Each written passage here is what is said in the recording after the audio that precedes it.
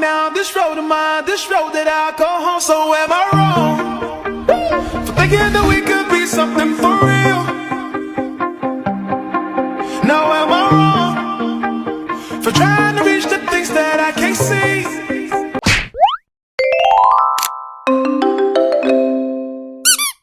Hey, it's me, Buds Veron. It's another day, another ka-vlog-vlogan.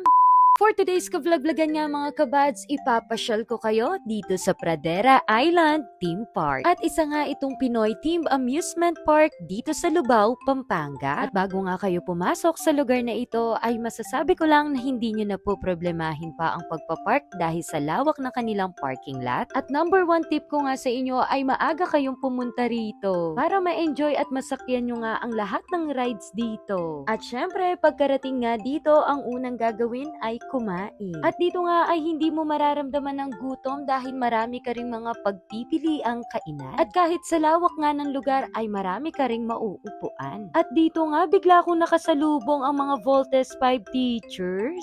At ang una nga naming pinuntahan etong Pepito Rush o kilalang roller coaster.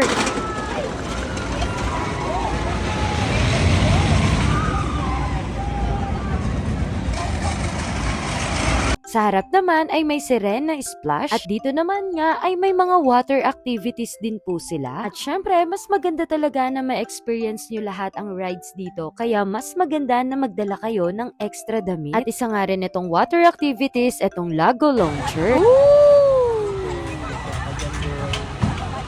At meron din silang battle bumpers. At sa totoo lang, kayang-kaya nyong sakyan ang mga ito. Grabe, napakalawak nga ng lugar na ito.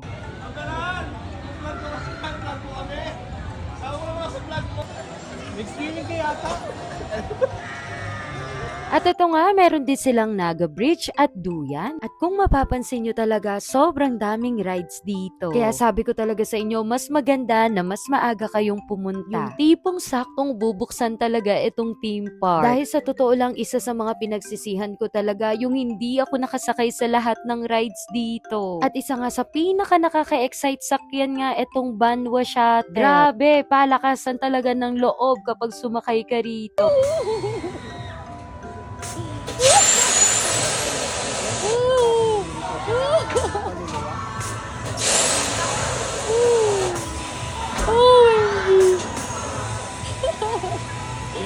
Pero alam nyo ba, ito yung pinaka nakakatakot at pinaka mabilis na rides, itong Star Seeker. Grabe, ito talaga yung kakailanganin mong magsuot ng seatbelt.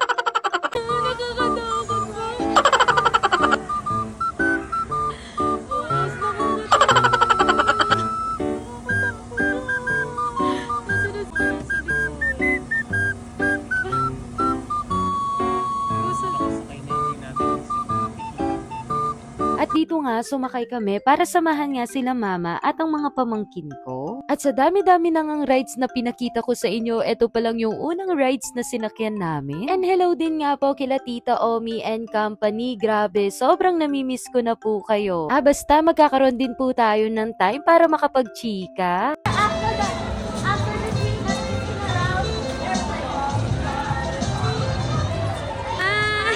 Familiar po kayo?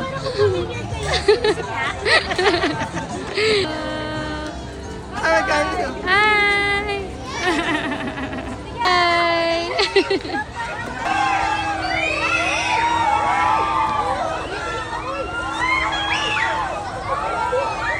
Grabe, nakakatuwa naman kahit yung mga grade 1 teachers nandito rin sila at pati na rin nga yung mga ibang teachers sa Maimpis Elementary School. At pagka 5 PM nga ay nagkaroon naman ng water fountain show. At grabe naman, sobrang ganda at sobrang galing. At kasing galing nga ring sumayaw nitong nakita ko.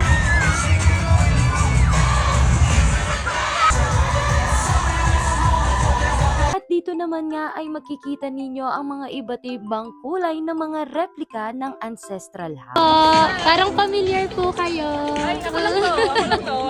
Eme. Ay, dito tayo. At grabe, yung rides na yon hinding-hindi ko sasakyan. At nandito na nga kami sa pangalawang gusto naming subukan ni Bads Neil. At alam nyo ba, super extra challenge ito dahil kailangan pa nga ng consent. At grabe naman talaga, akala ko nga ay madali lang ito kung titignan. At syempre, kailangan nating magsuot nitong harness. At sa totoo lang, first time ko nga pong magsuot nito. Dahil first time ko lang talagang gagawin ito. Ewan ko ba, feeling malakas lang talaga ang loob ko. At siguro, mas lumalakas lang talaga ang loob ko kapag kasama ko si Sir Neil. At alam nyo na kung bakit hindi kami nakasakay dun sa mga nakakatakot. Tulad ng roller coaster, ng drop tower, kasi nga takot si Sir Neil. And finally, may nagustuhan na siyang subukan at eto ngang buggy. At alam nyo ba na 30 to 45 minutes kami naghintay bago masalang rito? At isa nga ito sa mga dahilan kung bakit hindi na rin kami nakasakay sa mga iba pang rides. Alam nyo ba, sa totoo lang, medyo takot talaga po ako sa heights. Pero ang sabi ko nga, gusto kong hinaharap yung mga kinakatakutan ko. Pero alam nyo ba, nung isang beses pa lang akong nakatawid, parang gusto ko nang bumalik. Kaya sa totoo lang, medyo nagtagal talaga ako sa isang station. Hindi sa nag-iinarte ako, kundi minemeditate ko talaga yung sarili ko. Dahil ang totoo, gusto kong harapin, labanan, kung ano man yung kinakatakutan ko. Kahit napapabalik na ako, gusto ko pa rin ipagpatuloy para mas ma-experience ko. At alam nyo, anong na-realize ko? Sa una lang mahirap, pero pag na-experience mo na, pag napagdaanan mo na, alam mo na ano yung mas madali. At totoo yun, kapag nagpa-practice ka, paulit-ulit nang nangyayari sa'yo yung mga bagay-bagay na yon, mas alam mo ano na ang dapat gawin. And yes, ganito talaga ako. Mahilig talaga ako sa mga realizations and reflections. At ito na nga si Sir Neil, nandito naman siya sa my net. At grabe, nagulat nga ako, nandito na siya sa pinakataas. Sir Neil, ano masasabi mo sa experience mo? Yung pagkakbang ko sa kabilang tulay, gusto ko nang bumaba kaso wala akong malipatan, kaya tinuloy ko na. At ito na nga ang pinakahinihintay ng lahat, ang parade ng mga iba't ibang karakter. At syempre, ipagmamalaki natin ito yung mga Pilipinong characters. At yun nga lang, hindi ko nalaman kung ano yung mga pangalan nila at dahil dyan, assignment nyo na lang yan bilang manonood. Pwede pa ito, Black?